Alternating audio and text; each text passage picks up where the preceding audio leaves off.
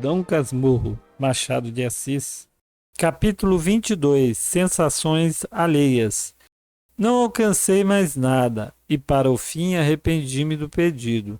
Devia ter seguido o conselho de Capitu. Então, como eu quisesse ir para dentro, prima Justina reteve-me alguns minutos, falando do calor e da próxima festa da Conceição, dos meus velhos oratórios e finalmente de Capitu. Não disse mal dela, ao contrário, insinuou-me que podia vir a ser uma moça bonita. Eu, que já a achava lindíssima, bradaria que era a mais bela criatura do mundo, se o receio me não fizesse discreto. Entretanto, como prima Justina se manteve a elogiar-lhe os modos, a gravidade, os costumes, o trabalho para os seus, o amor que tinha à minha mãe, tudo isso me acendeu a ponto de elogiá-la também. Quando não era com palavras, era com o gesto de aprovação que dava a cada uma das asserções da outra, e certamente com a felicidade que devia iluminar minha cara. Não adverti que assim confirmava a denúncia de José Dias, ouvida por ela à tarde na sala de visitas. Se é que também ela não desconfiava já. Só pensei nisso na cama.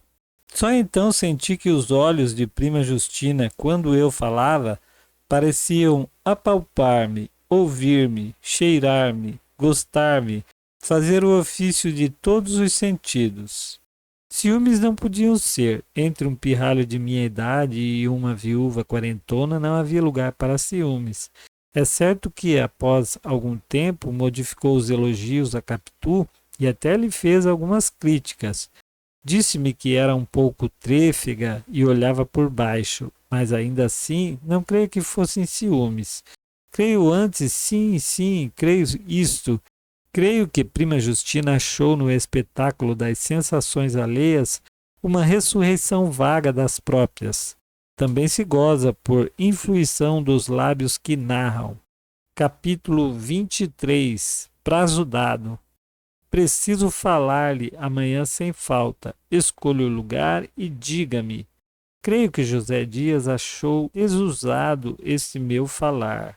O tom não me saíra tão imperativo como eu receava, mas as palavras o eram. E o não interrogar, não pedir, não hesitar, como era o próprio da criança e do meu estilo habitual, certamente lhe deu ideia de uma pessoa nova e de uma nova situação.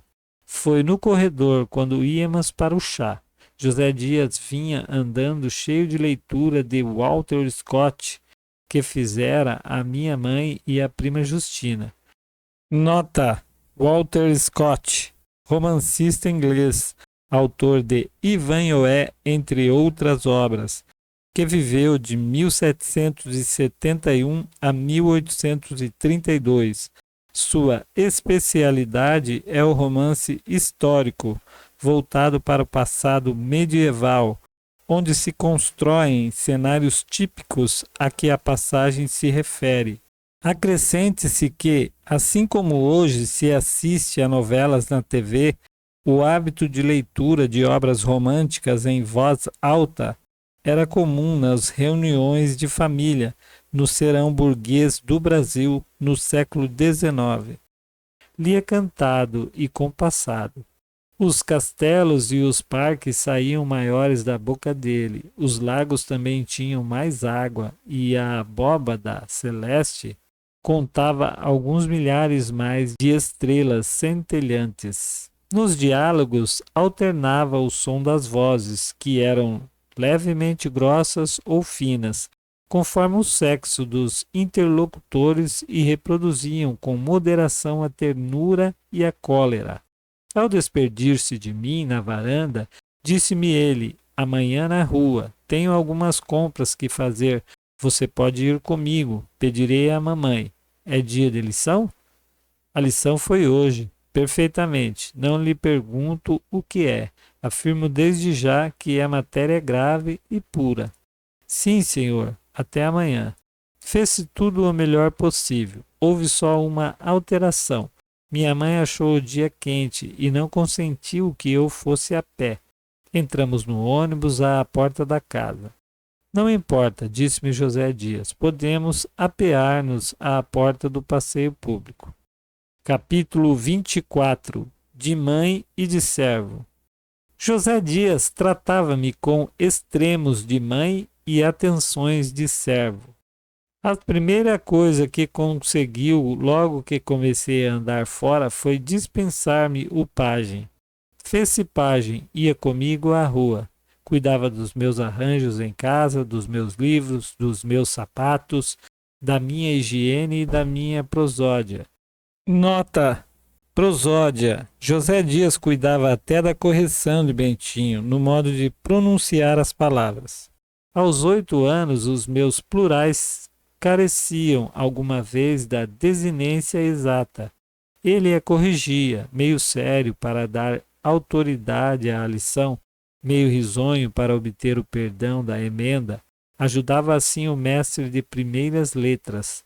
Mais tarde, quando o padre Cabral me ensinava latim, doutrina e história sagrada, ele assistia às lições, fazia reflexões eclesiásticas e no fim perguntava ao padre: não é verdade que o nosso jovem amigo caminha depressa?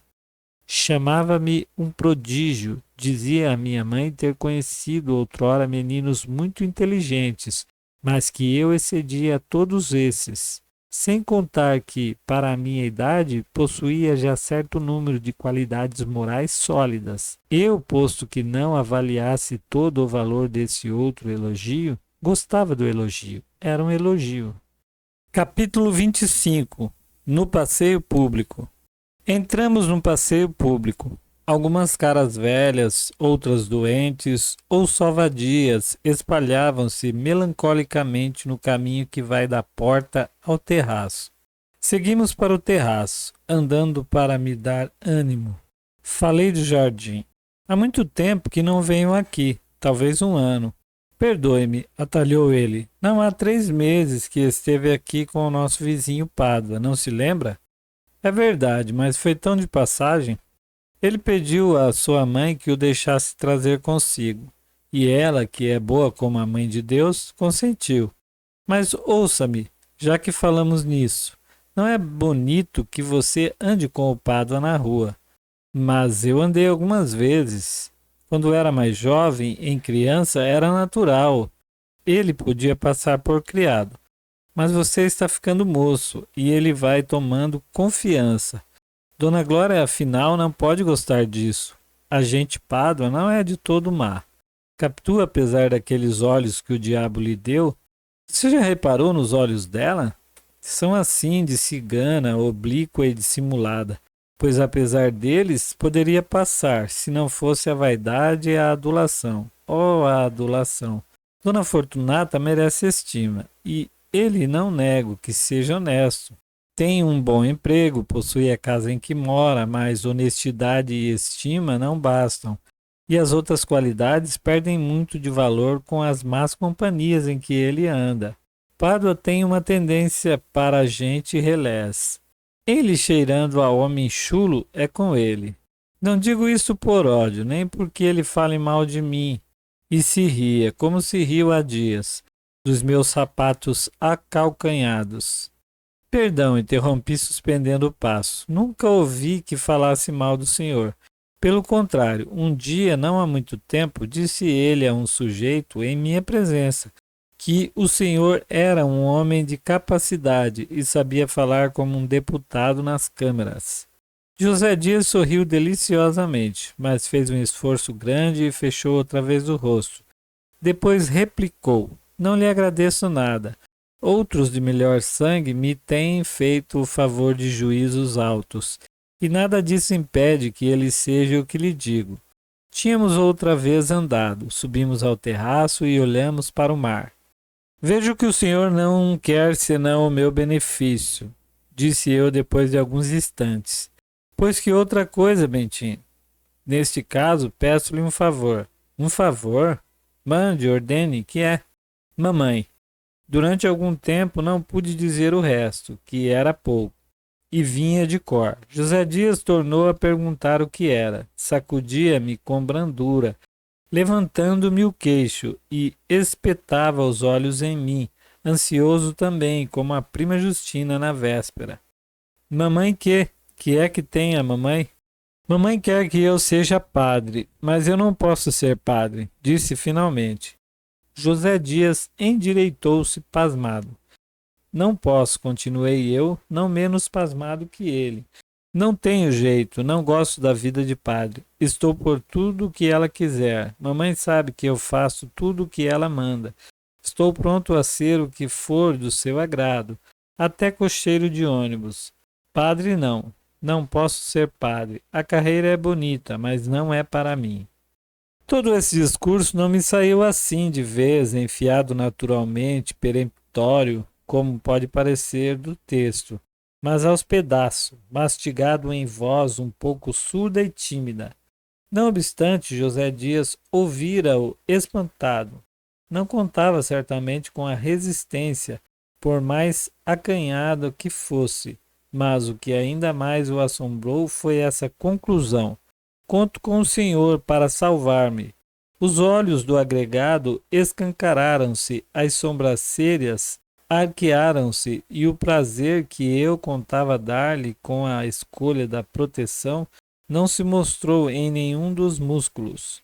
Toda a cara dele era pouca para a estupefação. Realmente a matéria do discurso revelara em mim uma alma nova. Eu próprio não me conhecia, mas a palavra final é que trouxe um vigor único. José Dias ficou aturdido. Quando os olhos tornaram às dimensões ordinárias, mas o que posso eu fazer? Perguntou. Pode muito. O senhor sabe que em nossa casa todos o apreciam. Mamãe pede muita vez os seus conselhos, não é? Tio Cosme diz que o senhor é pessoa de talento. São bondades, retorquiu lisonjeado. São favores de pessoas dignas que merecem tudo. Aí está, nunca ninguém me há de ouvir dizer nada de pessoas tais. Por quê?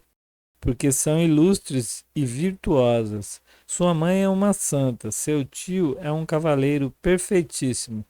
Tenho conhecido famílias distintas, nenhuma poderá vencer a sua em nobreza de sentimentos. O talento que seu tio acha em mim, confesso que o tenho, mas é só um. É o talento de saber o que é bom e digno de admiração e de apreço.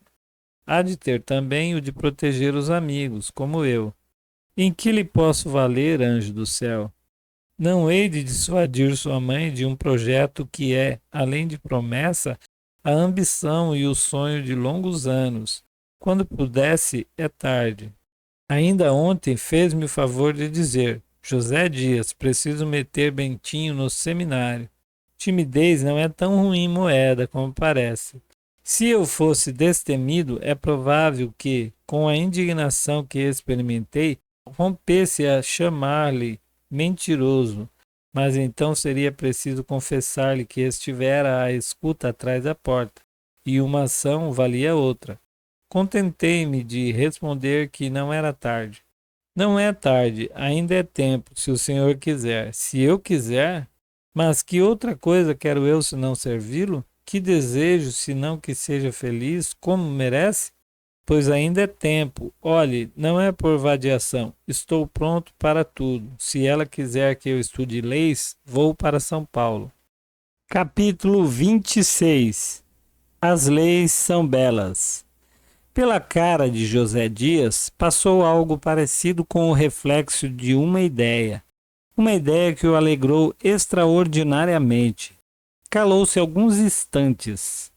Eu tinha os olhos nele, ele voltara os seus para o lado da barra. Como insistisse, é tarde, disse ele, mas para lhe provar que não há falta de vontade, irei falar à sua mãe. Não prometo vencer, mas lutar. Trabalharei com alma. Deveras não quer ser padre? As leis são belas, meu querido. Pode ir a São Paulo, a Pernambuco ou ainda mais longe. Há boas universidades por esse mundo fora. Vá para as leis, se tal é a sua vocação. Vou falar à Dona Glória, mas não conte só comigo. Fale também a seu tio. Hei de falar. Pegue-se também com Deus e a Virgem Santíssima, concluiu apontando para o céu. O céu estava meio enfarruscado. No ar perto da praia, grandes pássaros negros faziam giros, avoaçando ou pairando, e desciam a roçar os pés na água e tornavam a erguer-se para descer novamente. Mas nem as sombras do céu, nem as danças fantásticas dos pássaros me desviavam o espírito do meu interlocutor. Depois de lhe responder que sim, emendei-me. Deus fará o que o Senhor quiser. Não blasfeme. Deus é o dono de tudo. Ele é, só por si, a terra e o céu, o passado, o presente e o futuro. Peça-lhe a sua felicidade, que eu não faço outra coisa. Uma vez que você não pode ser padre e prefere as leis são belas, sem desfazer da teologia, que é melhor que tudo. Como a vida eclesiástica é a mais santa. Por que não há de ir estudar leis fora daqui? Melhor é ir logo para alguma universidade e, ao mesmo tempo que estuda, viaja. Podemos ir juntos, veremos as terras estrangeiras. Ouviremos inglês, francês, italiano, espanhol, russo e até sueco. Dona Glória provavelmente não poderá acompanhá-lo, ainda que possa e vá. Não quererá guiar os negócios, papéis, matrículas e cuidar de hospedarias e andar com você de um lado para outro. Oh, as leis são belíssimas! Está dito, pede à mamãe que me não meta no seminário. Pedir peço, mas pedir não é alcançar. Anjo do meu coração, se vontade de servir é poder de mandar, estamos aqui, estamos a bordo. Ah, você não imagina o que é a Europa. Oh, a Europa! Levantou a perna e fez uma pirueta. Uma das suas ambições era tornar a Europa. Falava dela muitas vezes, sem acabar de tentar minha mãe nem tio Cosme. Por mais que louvasse os ares e as belezas, não contava com essa possibilidade de ir comigo e lá ficar durante a eternidade dos meus estudos. Estamos a bordo, Bentinho, estamos a bordo. Capítulo 27. Ao portão. Ao portão do passeio, o mendigo estendeu-nos a mão. José Dias passou adiante. Mas eu pensei em Capitu e no seminário. Tirei 2 vinténs do bolso e dei-os ao mendigo. Este beijou a moeda. Eu pedi-lhe que rogasse a Deus por mim, a fim de que eu pudesse satisfazer todos os meus desejos. Sim, meu devoto. Chamo-me Bento, acrescentei para esclarecê-lo. Capítulo 28. Na rua. José Dias ia tão contente que trocou o homem dos momentos graves, como era a rua, pelo homem dobradiço e inquieto. Mexia-se todo, falava de tudo, fazia-me parar a cada passo diante de um mostrador ou de um cartaz de teatro. Contava-me o enredo de algumas peças, recitava monólogos em verso, fez os recados todos, pagou contas, recebeu aluguéis de casa, para si comprou um 20º de loteria. Afinal, o homem teso rendeu-o flexível e passou a falar pausado, com superlativos. Não vi que a mudança era natural, temi que houvesse mudado a resolução assentada e entrei a tratá-lo com palavras e gestos carinhosos até entrarmos no ônibus. Capítulo 29. O Imperador. Em caminho encontramos um imperador que vinha da escola de medicina. O ônibus em que íamos parou, como todos os veículos.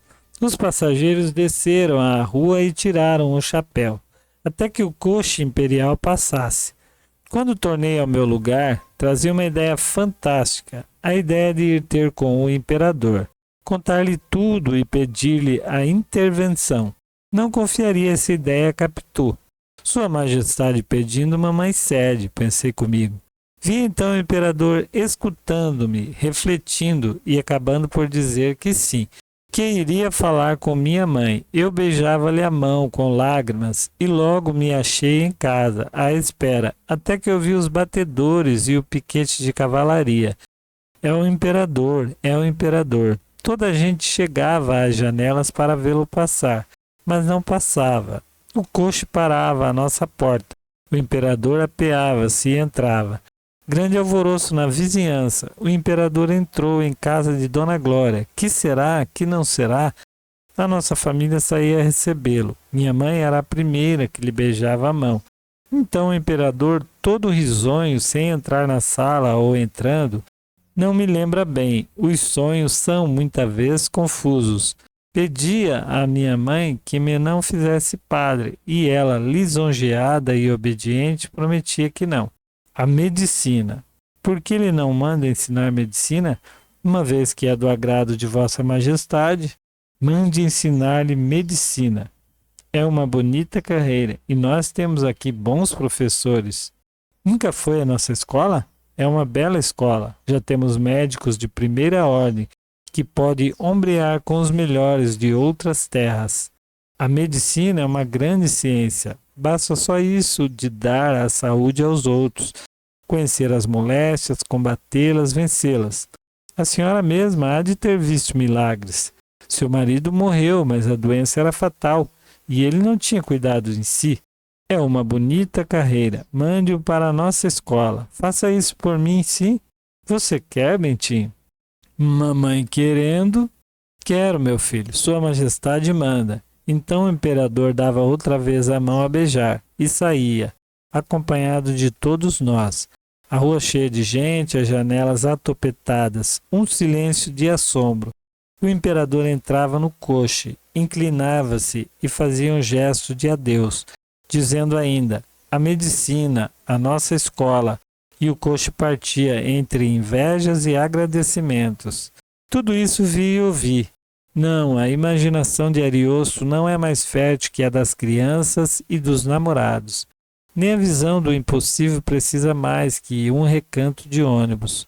Nota: Ariosto, poeta fértil e brilhante da Renascença italiana, 1474 a 1533, autor de Orlando Furioso. Consolei-me por instantes, digamos minutos, até destruir-se o plano e voltar-me para as caras sem sonho dos meus companheiros. Capítulo 30. O Santíssimo. Terás entendido que aquela lembrança do imperador acerca da medicina não era mais que a sugestão de minha pouca vontade de sair do Rio de Janeiro. Os sonhos do acordado são como os outros sonhos. Tecem-se pelo desenho das nossas inclinações e das nossas recordações. Vá que fosse para São Paulo, mas a Europa era muito longe, muito mar e muito tempo. Viva a medicina! Iria contar essas esperanças a Capitu. Parece que vai sair o Santíssimo, disse alguém no ônibus. Ouço um sino. Creio que é em Santo Antônio dos Pobres. Pare, senhor recebedor. O recebedor das passagens puxou a correia que ia ter ao braço do cocheiro. O ônibus parou e o homem desceu. José Dias deu 2 voltas rápidas à cabeça. Pegou-me no braço e fez-me descer consigo. Iríamos também acompanhar o Santíssimo. Efetivamente, o sino chamava os fiéis àquele serviço da última hora. Já havia algumas pessoas na sacristia. Era a primeira vez que me achava em momento tão grave. Obedeci a princípio constrangido, mas logo depois satisfeito. Menos pela caridade do serviço que por me dar um ofício de homem. Quando o sacristão começou a distribuir as opas, entrou um sujeito esbaforido. Era o meu vizinho Pádua, que também ia acompanhar o Santíssimo. Nota: opa, espécie de capa sem mangas, com abertura para os braços, usada em atos solenes. Deu conosco, veio cumprimentar-nos. José Dias fez um gesto de aborrecido e apenas lhe respondeu com uma palavra seca, olhando para o padre que lavava as mãos. Depois, como o Pádua falasse ao sacristão baixinho, aproximou-se dele. Eu fiz a mesma coisa. Pádua solicitava ao sacristão uma das varas do palio. José Dias pediu uma para si. Há só uma disponível, disse o sacristão. Pois essa, disse José Dias. Mas eu tinha pedido primeiro, aventurou Pádua. Pediu primeiro, mas entrou tarde, retorquiu José Dias. Eu já cá estava. Leve uma tocha. Pádua, apesar do medo que tinha ao outro, teimava em querer a vara. Tudo isso em voz baixa e surda. O sacristão achou meio de conciliar a rivalidade, tomando a se obter de um dos outros seguradores do palio que cedesse a vara ao Pádua, conhecido na paróquia como José Dias. Assim fez, mas José Dias transtornou ainda essa combinação. Não, uma vez que tínhamos outra vara disponível, pedia-a para mim, jovem seminarista, a quem essa distinção cabia mais diretamente. Pádua ficou pálido, como as tochas. Era pura a prova o coração de um pai. O sacristão, que me conhecia de me ver ali com a minha mãe aos domingos, perguntou de curioso se eu era deveras seminarista. Ainda não, mas vai sê-lo, respondeu José Dias, piscando o olho esquerdo para mim, que apesar do aviso fiquei zangado. Bem, cedo ao nosso Bentinho, suspirou o pai de Capitu. Pela minha parte, quis ceder-lhe a vara. Lembrou-me que ele costumava acompanhar o Santíssimo Sacramento aos moribundos, levando uma tocha, mas que a última vez conseguira uma vara do palio. A distinção especial do palio vinha de cobrir o vigário e o sacramento. Para a tocha qualquer pessoa servia. Foi ele mesmo que me contou e explicou isso, cheio de uma glória pia e risonha. Assim fica entendido o alvoroço com que entrara na igreja. Era a segunda vez do palio, tanto que cuidou logo de ir pedi-lo, e nada. E tornava a tocha comum, outra vez a interinidade interrompida. O administrador regressa ao antigo cargo. Quis ceder-lhe a vara. O agregado tolheu-me esse ato de generosidade e pediu ao sacristão que nos pusesse a ele e a mim com as duas varas da frente, rompendo a marcha do palio. Opas enfiadas, tochas distribuídas e acesas, padre e cibório prontos, o sacristão de hisope e campainha nas mãos, saiu o préstito à rua. Quando me vi com uma das varas passando pelos fiéis que se ajoelhavam, fiquei comovido. Pádua roía a tocha amargamente. É uma metáfora. Não acho outra forma mais viva de dizer a dor e a humilhação do meu vizinho. De resto não pude mirá-lo por muito tempo, nem ao agregado que, paralelamente a mim, erguia a cabeça com o ar de ser ele próprio o Deus dos exércitos. Com pouco, senti-me cansado, os braços caíam-me. Felizmente a casa era perto, na rua do Senado. A enferma era uma senhora viúva, tísica. Tinha uma filha de 15 ou 16 anos que estava chorando à porta do quarto. A moça não era formosa, talvez nem tivesse graça. Os cabelos caíam despenteados e as lágrimas faziam-lhe encarquilhar os olhos. Não obstante, o total falava e cativava o coração. O vigário confessou a doente, deu-lhe a comunhão e os santos óleos. O pranto da moça redobrou tanto que senti os meus olhos molhados e fugi. Vim para perto de uma janela. Pobre criatura, a dor era comunicativa em si mesma, complicada da lembrança da minha mãe. Doeu-me mais e quando enfim pensei em Capitu, senti um ímpeto de soluçar também. Enfiei pelo corredor e ouvi alguém dizer-me: "Não chore assim." A imagem de Capitu ia comigo, e a minha imaginação, assim como lhe atribuía lágrimas há pouco, assim lhe encheu a boca de riso agora. Via escrever no muro, falar-me, andar à volta com os braços no ar. Ouvi distintamente o meu nome, de uma doçura que me embriagou, e a voz era a dela. As tochas acesas, tão lúgubres na ocasião, tinham-me ares de um lustre nupcial. Que era lustre nupcial? Não sei. Era alguma coisa contrária à morte, e não vejo outra mais que bodas. Essa nova sensação me dominou tanto que José Dias veio a mim e me disse ao ouvido em voz baixa: "Não ria assim." Fiquei sério depressa. Era o momento da saída. Peguei da minha vara e, como já conhecia a distância, e agora voltávamos para a igreja, o que fazia a distância menor, o peso da vara era muito pequeno. Demais o sol cá fora, a animação da rua, os rapazes da minha idade que me fitavam cheios de inveja, as devotas que chegavam às janelas ou entravam nos corredores e se ajoelhavam à nossa passagem, tudo me enchia a alma de lepidez nova. Pádua, ao contrário, ia mais humilhado. Apesar de substituído por mim, não acabava de se consolar da tocha, da miserável tocha, e contudo havia outros que também traziam tocha, e apenas mostravam a compostura do ato. Não iam garridos, mas também não iam tristes. Via-se que caminhavam com honra. Capítulo 31. As curiosidades de Capitu.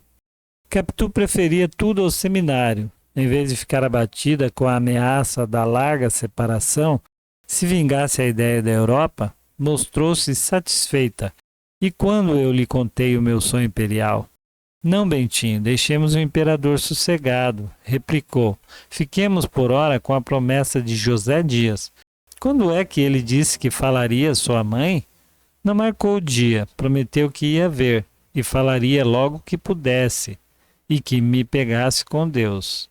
Capitu quis que lhe repetisse as promessas todas do agregado, as alterações dos gestos e até a pirueta que apenas lhe contara. Pedia o som das palavras, era minuciosa e atenta. A narração e o diálogo, tudo parecia remoer consigo. Também se pode dizer que conferia, rotulava e pregava na memória a minha exposição.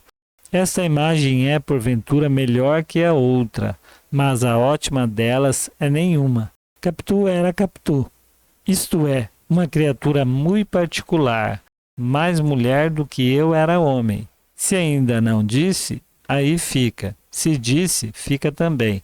Há conceitos que se devem incutir na alma do leitor, à força de repetição. Era também mais curiosa. As curiosidades de Capitu dão para um capítulo. Eram de várias espécies, explicáveis e inexplicáveis, assim úteis como inúteis, umas graves, outras frívolas.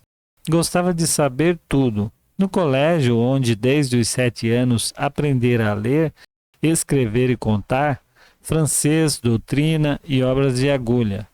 Não aprendeu, por exemplo, a fazer renda, por isso mesmo quis que prima Justina lhe ensinasse. Se não estudou latim com o padre Cabral, foi porque o padre, depois de lhe propor gracejando, acabou dizendo que latim não era língua de meninas. Capitu confessou-me um dia que esta razão acendeu nela o desejo de o saber. Em compensação, quis aprender inglês com um velho professor amigo do pai e parceiro deste ao solo, mas não foi adiante. Tio Cosme ensinou-lhe gamão. Anda apanhar um capotinho, Capitu, dizia-lhe ele. Capitu obedecia e jogava com facilidade, com atenção. Não sei se diga com amor. Um dia fui achá-la desenhando a lápis um retrato. Dava os últimos rasgos e pediu-me que esperasse para ver se estava parecido. Era o de meu pai, copiado da tela que minha mãe tinha na sala e que ainda agora está comigo.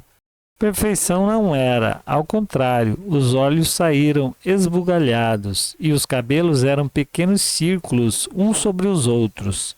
Mas não tendo ela rudimento algum de arte e havendo feito aquilo de memória em poucos minutos, achei que era obra de muito merecimento. Descontai-me a idade e a simpatia. Ainda assim, estou que aprenderia facilmente pintura, como aprendeu música mais tarde. Já então namorava o piano da nossa casa, velho traste inútil, apenas de estimação. Lia os nossos romances, folheava os nossos livros de gravuras, querendo saber das ruínas, das pessoas, das campanhas, o nome, a história, o lugar. José Dias dava-lhe essas notícias com certo orgulho de erudito. A erudição deste não avultava muito mais que a sua homeopatia de cantagalo. Um dia Capitu quis saber o que eram as figuras da sala de visitas. O agregado, disse-lhe sumariamente, demorando-se um pouco mais em César, com exclamações em latim. César, Júlio César, grande homem, tu quoque brute. Capitu não achava bonito o perfil de César, mas as ações citadas por José Dias davam-lhe gestos de admiração. Ficou muito tempo com a cara virada para ele. Um homem que podia tudo, que fazia tudo, um homem que dava a uma senhora uma pérola do valor de 6 milhões de sestércio. E quanto valia cada sestércio? José Dias, não tendo presente o valor do sestércio, respondeu entusiasmado: é o maior homem da história. Nota: tu quoque brute, latim, tu também, Brutus, frase de Júlio César, ao identificar seu filho adotivo entre aqueles que o assassinavam. A pérola de César acendia os olhos de Capitu. Foi nessa ocasião que ela perguntou à minha mãe por que é que já não usava as joias do retrato. Referia-se ao que estava na sala, com o de meu pai. Tinha um grande colar, um diadema e brincos. São joias viúvas, como eu, Capitu. Quando é que botou essas? Foi pelas festas da coroação. Oh, conte-me as festas da coroação. Sabia já o que os pais lhe haviam dito, mas naturalmente tinha para si que eles pouco mais conheceriam do que o que se passou nas ruas. Queria notícia das tribunas, da capela imperial e dos salões dos bailes. Nascera muito depois daquelas festas célebres. Ouvindo falar várias vezes da maioridade, teimou um dia em saber o que fora esse acontecimento. Disseram-lhe, e achou que o imperador fizera muito bem em querer subir ao trono aos 15 anos. Tudo era matéria às curiosidades de Capitu. Mobílias antigas, alfaias velhas, costumes, notícias de Itaguaí, a infância e a mocidade de minha mãe, um dito daqui, uma lembrança dali, um adágio dacolá.